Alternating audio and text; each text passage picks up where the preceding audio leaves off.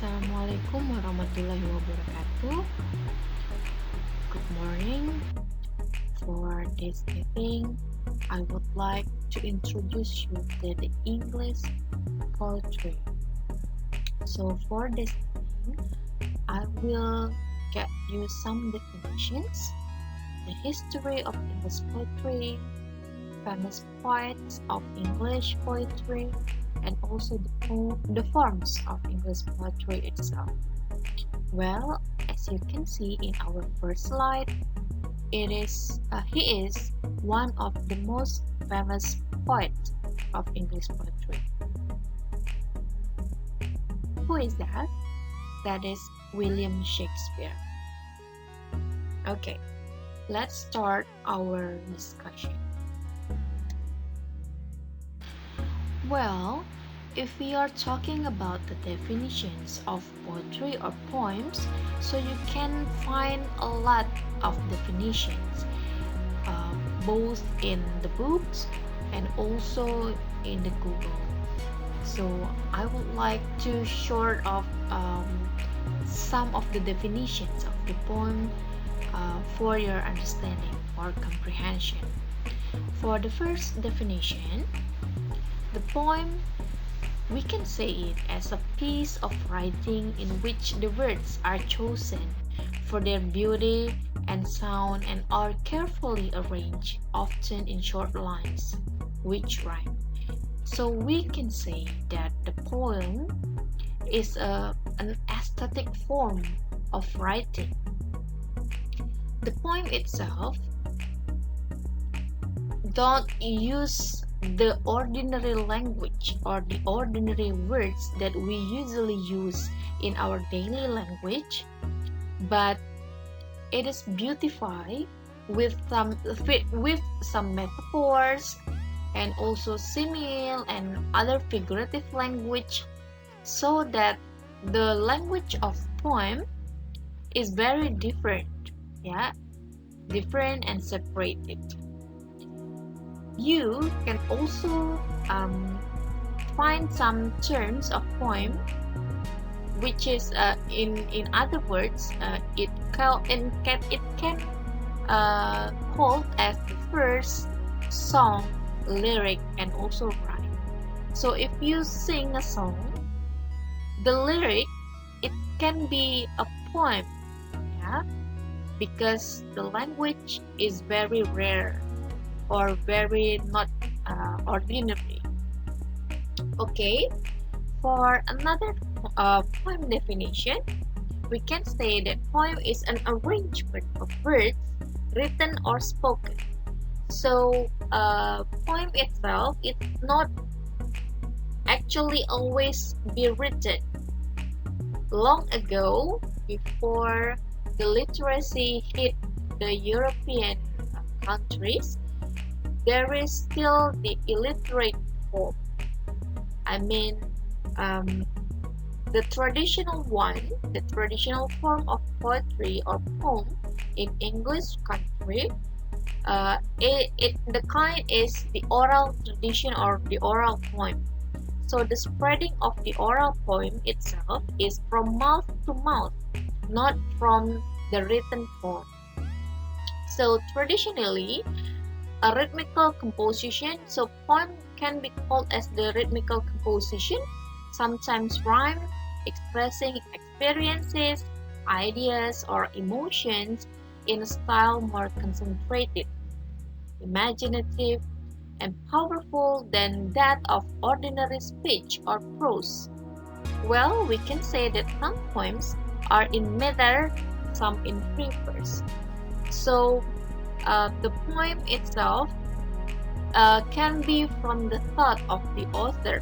It can be expressing the experiences or the author's own thought or ideas, and also it can reveal the emotion through the language that used in the poem.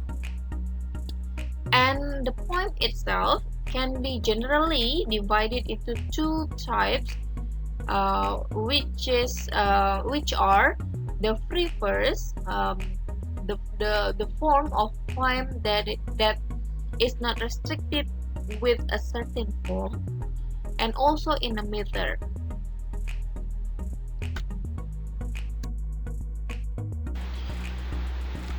Well, if we can say, there are a lot of poets of English poetry. I quoted two poets say about the definition of poem. The first one is the William Wordsworth. William Wordsworth is the famous poet coming from the Romanticism era. Well, William Wordsworth told us that I have said that poetry is the spontaneous overflow of powerful feelings. It takes its origin from emotion recollected in tranquility. The emotion is contemplated till, by a species of reaction, the tranquility gradually disappears and an emotion, kinder to that which was before the subject of contemplation, is gradually produced and thus itself actually exists in mind.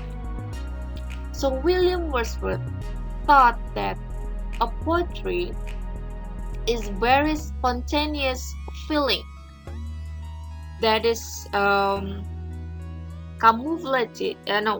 That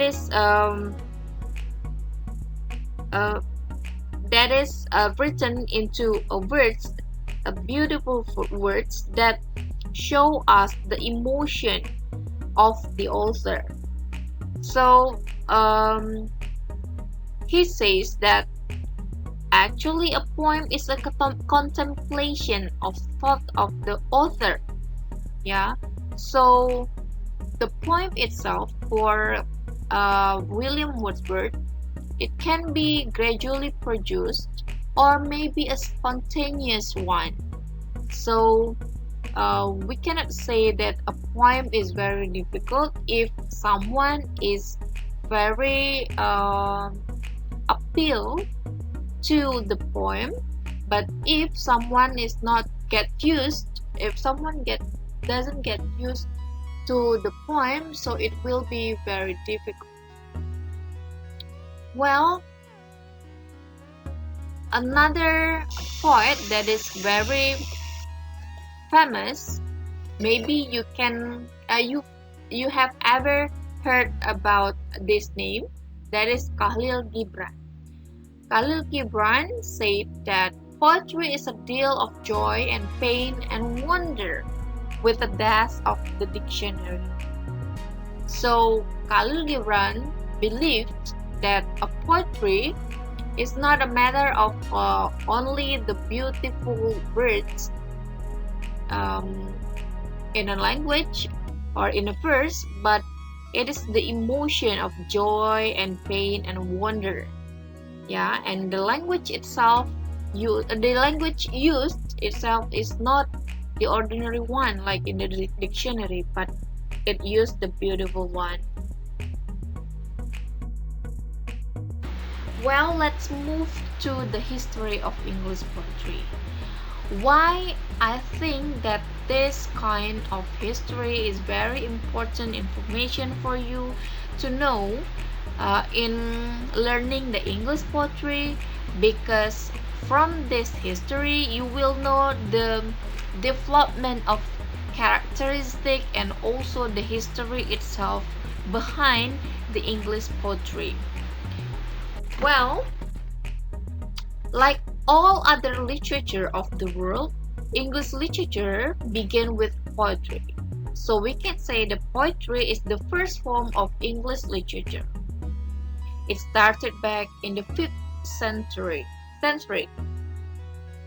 It is believed that the earliest poems in English were written between the 450 AD and 1066 AD, and we know the time as the Anglo-Saxon period.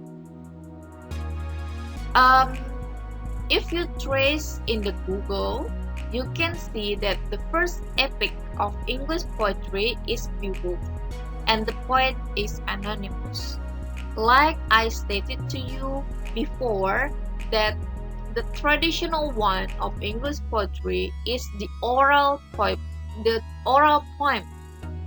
So it doesn't exist. It didn't exist the written form because they are still illiterate, and also there is no publishers. So that's why the poem, this Beowulf, is spread from mouth to mouth.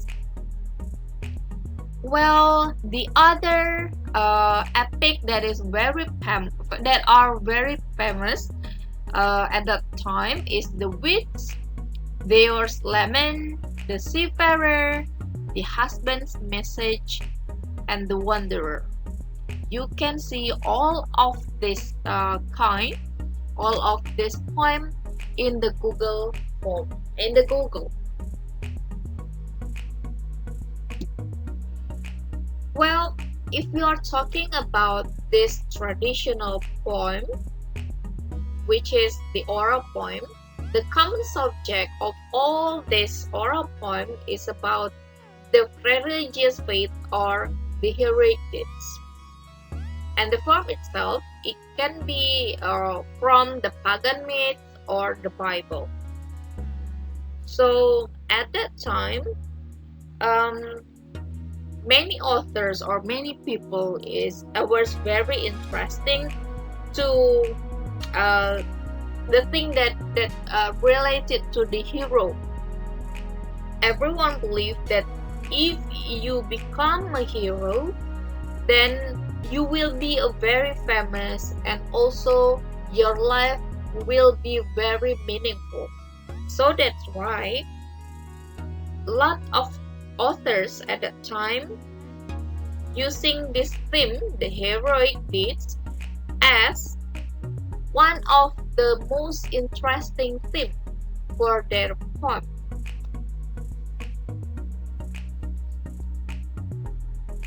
Well, at that time, the lines of these poems are generally long and unrhymed. So there is no exact verse or exact form of poetry, so they only like telling something through the epic poem. The next ages is the Middle Ages. It was happened between 1066 and 15. In this time, the English language developed and poems are written in metres and rhyme in verse lines. So it's not like in the earliest poem, in the oral tradition. In this time, the language of the English language is developed, and then people, or especially the author, has already known the meters and rhyme in first line. So there is they getting familiar with a specific forms of the poetry, and the theme that used for the author at this Middle Ages is the liberal religious faith, morality, chivalry, and also love. Move to the Renaissance era. It happens between the 14th to the early 16th century. In this time, there is influence of the ancient Greek and Roman literature.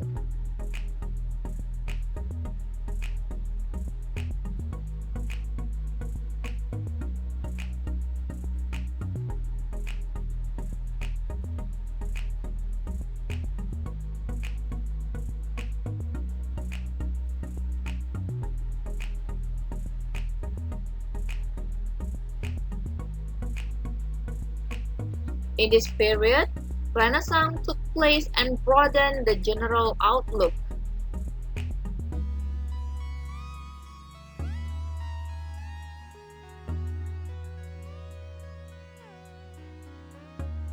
With the fall of the Constantinople in 1453, the scholars living there fled to different parts of Europe.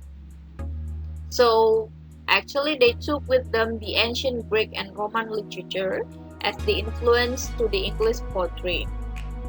In this period, those scholars had profound influence on the poets of this.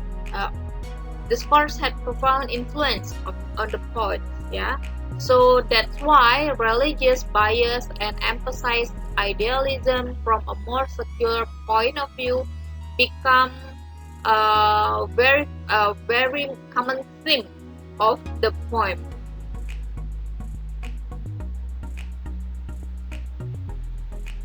Next, we move to the Elizabethan period, which happened in the time 1558 until 1603. The Elizabethan period is actually known as the golden age of prosperity in commerce, art, and nationalism of English. This period is named as Elizabethan period after the name of Queen Elizabeth I, which ruled England at that time.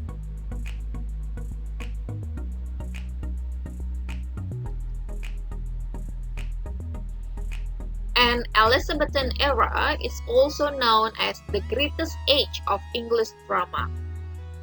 We can state Shakespeare, Christopher Marlowe, and Ben Jonson as the great dramatists on this period.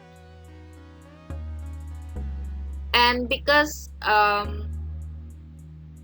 it is the golden age, the plays were written in verse form. So we can see in many, for example, Shakespeare drama or play, we can find some of the verse form in his play.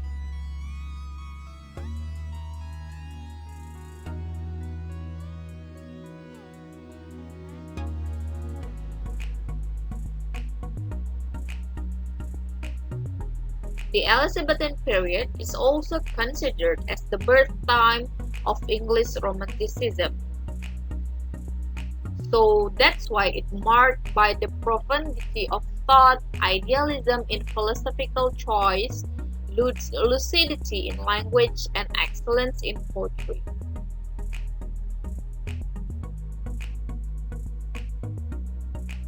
After the Elizabethan period, we can see there are the Jacobean age and also the Caroline age.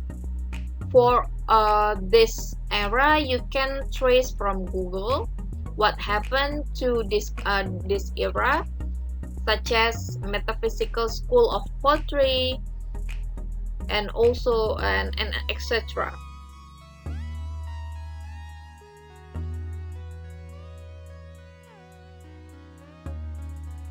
Next,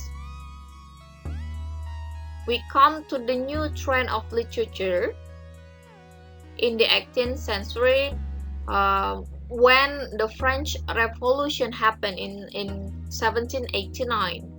It called as the Romantic Age. Well, Romantic Age in here is not talking about love poem or something like that, but the poets in this era pervert common people and common language to sophisticated urban people and their grand language. So in this Romantic Age, poets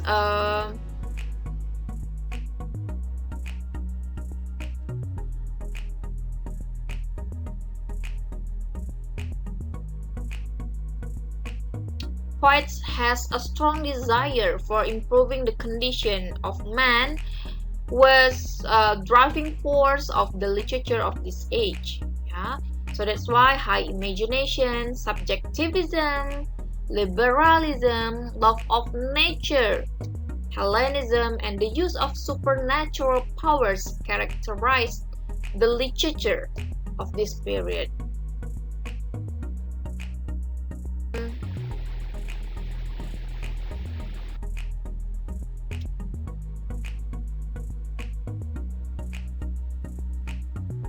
Literally, experiment and movement mark the age, the world or the modern period.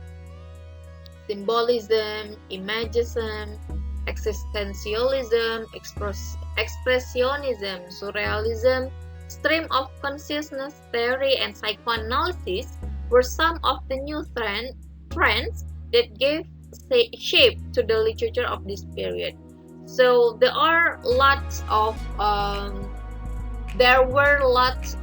poets at this age. We can name it Ezra Pound, T.S. Eliot, W.B. Yeats, Dylan Thomas, and W.H. Auden as the leading poets of this age. They neglected all set rules of meters, stanza forms of genre, and as a result, modern poetry is almost formless, just like modern painting.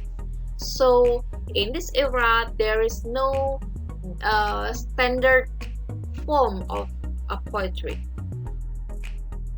So, after we are talking about the history of English poetry, we can talk or discuss about some famous poets from the English poetry. The first poet is T.S. Eliot. T.S. Eliot lives in the time of 1888 until the 1975. He is extremely studious, because he studied in Harvard and the Sorbonne in Paris. Those two universities very famous and high class, because the university are in the highest rank of the world university up till now. T.S. Eliot can be called as the pioneer of high modernism, or the hard to understand poetry, because the language is very high. His poetry usually has a depressing tone, like to use Italian, Greek, Russian, French, and German in his poem because he spoke nearly all of them. So T.S. Eliot is very, let's say, very sophisticated man and also very intelligent man. Let's see the example of T.S. Eliot poem. The title is Fragment from the Love Song of J. Alfred Prufrock. Let's go as then, you and I, when the evening is spread out against the sky, like a passion atheris upon a table. Let us go through certain half-deserted street, the muttering retreats of restless night in one-night cheap hotels, and sawdust restaurants and oyster shells. Well, in this poem, you can see that like the characteristic of modern poetry that I have explained to you before, there is no exact form. So it has the tendency as the first free verse. So there is no limited stanza or maybe the rhyme and rhythm in it. Well, I have mentioned this poet, at the very beginning, the very first of our discussion, that is William Shakespeare. William Shakespeare is the most famous. I can say that he is the first poet and placed of the Elizabethan era. He lived in 1564 until 1616, and regarded as the best writer in the English language.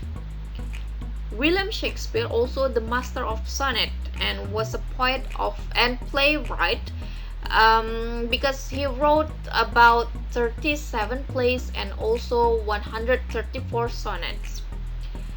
He was the most quoted author in English language. So one of the poem that written by William Shakespeare entitled Sonnet 138. You can see or read the poem of William Shakespeare. When my love swears that she is made of truth, I do believe her, though I know she lies, that she might think of me some untutored youth, unlearned in the word false subtleties. Those vainly thinking that she thinks me young, although she knows my days are past the best. Simply, I credit her false speaking tongue. On both sides, thus is simple truth suppressed, and etc. You can trace all of the sonnet and also the poem from William Shakespeare in the books and also in Google. The next poet and also the most famous poet of his era is William Wordsworth. William Wordsworth is a very famous poet from the Romanticism era. He lives in 1770 until 1850. William Wordsworth has the major poem entitled The Prelude, published after his death. He was England's poet laureate, and he wanted to write poetry in the real words of men. Yeah, so it's not talking about the heroic or paganism or the myth, but in the words of men. One of the most famous poems of William Wordsworth, entitled I Wandered Lonely as a Cloud. I wandered lonely as a cloud that floats on high over valleys and hills, when all at once I saw a crowd, a host of golden daffodils, beside the lake, beneath the trees, fluttering and dancing in the breeze, continuous as the stars that shine and twinkle on the Milky Way. They stretch in never-ending line along the margin of a bay. 10,000 saw I at a glance, tossing their heads in sprightly dance. Well, in the Romanticism era, we can see the characteristic of the poem is mostly talking about the nature. So you can see in William Wordsworth's poem, he's talking about valleys, hills, daffodil, which is the one of the kind of flower, and also trees, breeze, yeah, Milky Way, and something like that. You can trace also the Romanticism era poet through Google. Well, next is one of the most famous women poet in the era, Emily Dickinson. She lived in 1830 until 1886. She is credited with inventing American poetry. Yeah, if before we are talking about the English poetry, Emily Dickinson is the American poem. Yeah. She was considered a very strange and mentally disturbed, spent most of her life in seclusion, and also common theme of death and Christianity in her poems. One of the examples of Emily Dickinson poem is entitled 49. I never lost as much but twice, and that was in the south. Twice have I stood a beggar before the door of God. Angels twice descending, reimburse my store. Poor girl, banker, father, I'm poor once more. Well, there are some of famous poets in the era. Now we are talking about the poetry forms. Poetry forms. The first one we have epic poetry.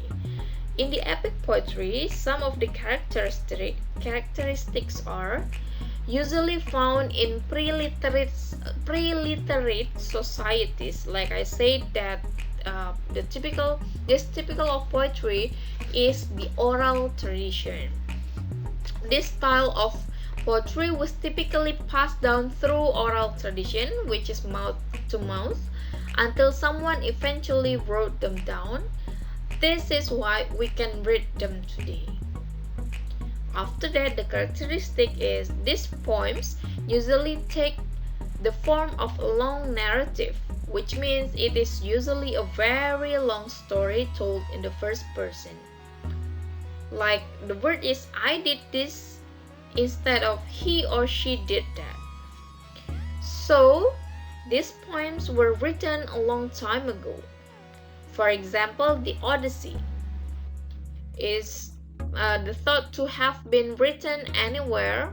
We don't know the specific place between the 8th and 7th before century. Yeah, and the Odyssey is written or is created by Homer. Next is the Elizabethan Poetry. Most of our ideas about how poetry should be written come from this era. Yeah, so many poets, like I said before, this era is very commonly known as the Golden Age or the prosperity of literature. Yeah, so that's why the form of poetry comes from this era. Elizabethan poetry was written in through the 17th and the 19th century, and this poetry has a heavy emphasis on many rules regarding rhythm, rhyme, and meter. And also the major themes of this poetry are discovery of the self, political turbulence, and originality, later in the era. And you know that from the history of literature class, the Elizabethan is the age when England had the invention to many areas such as America, Far East, and etc. So that's why in this era they are talking about the power and also the political thing. Lastly, there is modern poetry. In modernism, we see poets breaking the rules of gentlemanly Elizabethan poetry and forming new definition of what makes a poem interesting. So it's not talking about the political or maybe the invention or maybe the authority or maybe the power, but it closely related to the social issue. No longer did poetry have to follow rules about rhythm, rhyme, and meter. In this era, poetry ranges from small poems about an image to long, sprawling epics written in several languages. And the characteristic of modern poetry are themes of isolation and valuing intelligence over emotion. So emotion become not separated, but has a very little portion in the modern poetry, but they are like more to write about the social thing or social issue. And common trends include stream of consciousness, free verse, and the preference for suggestion or ambiguity ideas. So that's all the discussion of of this meeting. Hopefully that you will get a better comprehension about the history of English poetry, some famous poets, and also what is the poetry itself, and also the form of poetry. Thank you for your attention. um, I hope that for the next meeting you will get a better understanding about the English poetry. Well, wassalamualaikum warahmatullahi wabarakatuh.